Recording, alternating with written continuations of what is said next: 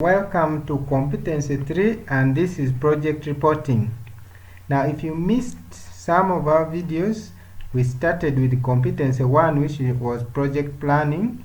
Then we went to Competency 2, which was project implementation. So if you missed any of the videos, they are all uploaded in the channel. You can browse through to get any that you missed. So today we are talking about project reporting, which is Competency 3. And under project reporting, the first thing is use an appropriate report format. And UNEB has guided here that the learner uses an appropriate format to generate a project report with the following aspect. So UNEB would requires the following to be reflected. That is the title, introduction, body, and conclusion. Now body could be quite wide, so I've broken this format here a little bit, and I'm going to show you the sample how I've broken some part of this body. So here under project, in their order, under project reporting, you require the title, which is already highlighted by UNEB there. Then introduction, we'll talk about the background, the context. You're talking about the background of the problem that necessitated the project. Then the context, you're contextualizing whether it is local, international, and then the purpose of the project, that's under introduction. Then we need the objective, which are the specific objective. Then justification, this is the reason why the project is necessary or it is impact to the community. And then you need the scope, this is the definition of the project scope, the boundaries. Where is the project covering as you're going to do it? Is it within the school? Is it within that sub-county or the district, or you're going to work the entire country? Then the methodology, here you're describing your research designs, the methods and the procedures you're using. And then you have literature review. That means you're reviewing relevant literature that has been written in line with the project you're doing. And then we go to findings. This is where you're presenting the research results, and then data analysis. And then you go to discussing, which is the discussion stage here. That is interpretation and discussion of the findings. And finally we go to conclusion. So the body, I've broken it down into several other subtitles. And then you come to conclusion, where you have a summary of the main conclusion and the implication. Then you can also have recommendations, suggestion of future action, improvement, or further research.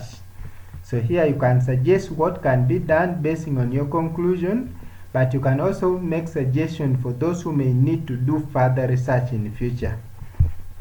And then the limitations, what limited you not to achieve as maximum as possible. What were the problems or the challenges you faced, and how did you attempt to solve them? That can be under this subtitle. And then we also have appendices. Now this is where you can attach the budget, your activity schedules, the minutes if you went and maybe met or interviewed some people, or you had some meetings in the process. Actually these minutes are for like meeting, if you had meetings in the process. And if you did a survey or you have a questionnaire, you can put it at this point. The pictures that you took in the process, some can come at this appendix. And then you need the reference, which is the last thing. This is the list of all the sources that you cited in the report. So in the order, you can put the book title, you put the author, and then the year. But I want you to note that the subtitles, this order that I've put here, may vary depending on the specific project, the discipline, and requirements. So this is just a general outline. You can adjust it to suit your need, but this can give you a general guide. So when we go back to UNEB report here, so if you looked at the other outline, all are included. So if the learner used such an outline, all of this will be ticked, and then you count and put in this box. And then going to develop content, of the project report for the introduction. That means the learner developed content for the introduction as follows: the name of the project, and if you look at this, we have my name of the project is here, and then we go ahead and see the objectives. I also highlighted the objectives here. The objectives are here: learn how plastic bags affects local wildlife, figure out why plastic bags are polluting the environment, come up with ways to reduce plastic bag use, so on and so forth. And then purpose of the project, it is also here. This is the purpose, which is related to the theme and the title: investigate how plastic bags affect local wildlife, and so on. And then when you go back here, you need justification. It is also included here. This is the justification for the project. So such a learner using that format would score all this and would have here 4 in this box. Then develop content of the project report for the body. That should include activities undertaken out of the project. Now if you realize, there is somewhere under the subtitle where those activities schedules are put them under appendices, so they should be attached here at that point under appendices. So achievements, so if you looked at here, there are achievements the learner has achieved. What has the learner achieved? 1, the learner has findings: plastic bags trap or and harm local animals. Animals eat plastic bags, so he has got some achievements here.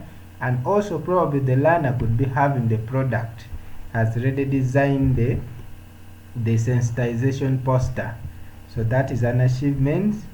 And then resources mobilized, then problems and challenges faced while carrying out the project. If you realize, I've also highlighted the problems here and how they are handled.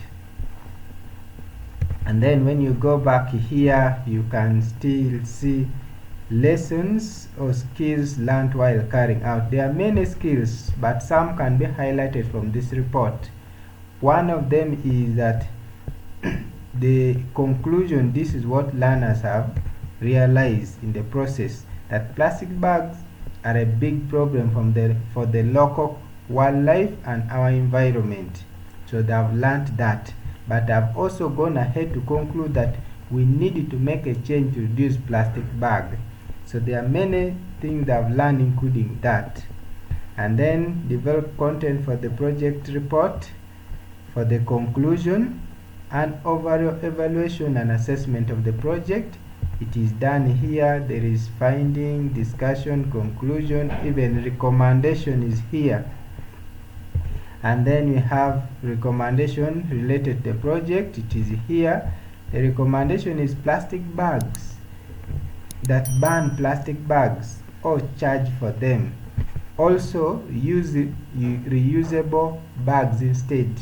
Then another one, educate people about the issue. So those are the recommendations. And in the process, you're going to look through the learner's report and see the following: use of appropriate language, at least 5 terminologies related to the project, then has less than 5 spelling error, less than 5 punctuation error, less than 5 tense error. So those ones you can look through the report and then score basing on what you observe. And then keeps project record, like the project plan under stage 1 or under competency 1. Is it kept somewhere or attached? You can see it. The budget, the activity schedules, which you can include them under appendices. Basing on this, you can include them under appendices here. And then other things, the facilitator, and then the project report itself. So that is it mainly about this competency. So the next one will be competency 4. So I encourage you to subscribe and hit the notification so that you don't miss the next video coming.